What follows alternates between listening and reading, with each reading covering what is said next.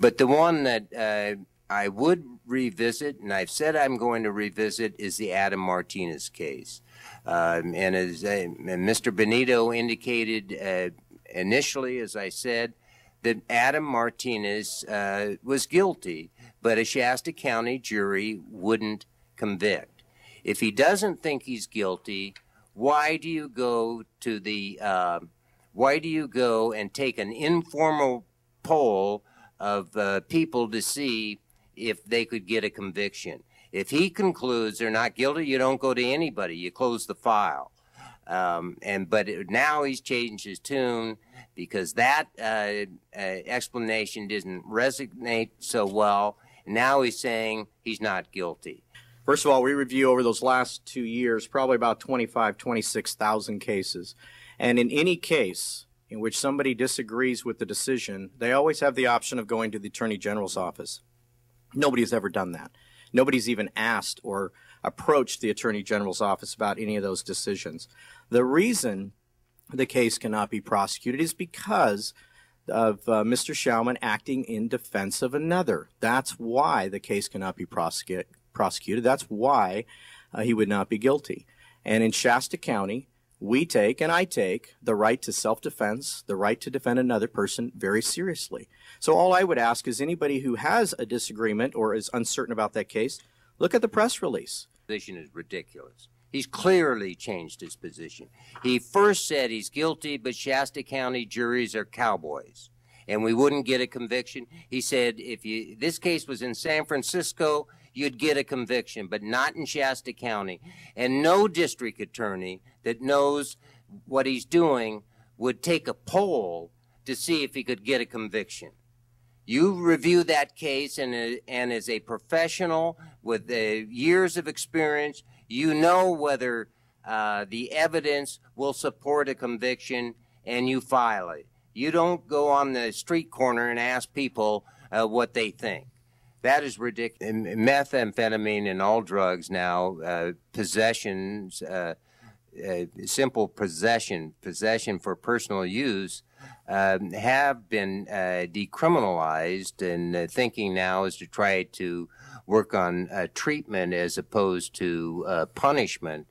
And I think that that's where we have to go. We have to beef up the treatment available for these people. And we're talking about first-time, second-time users that have no other criminal record.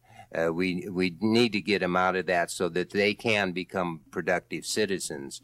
And that's the goal of any society, is to rehabilitate people and get them out of the system. And that's what we want to do, and not just lock them up and then turn them loose without giving them any help and any support. So that's what I think we have to do. I know Mr. Benito, I know what he's going to say, that he's tough on methamphetamine.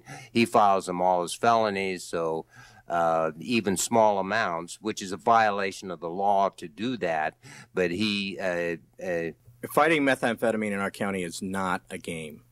However, methamphetamine is a serious offense, and it's a serious drug. I mean, everybody would admit that's the most dangerous drug we have in our community. So why is cocaine, LSD, and heroin considered a felony, but methamphetamine can be a misdemeanor? Before I became the district attorney, that's the way it was here.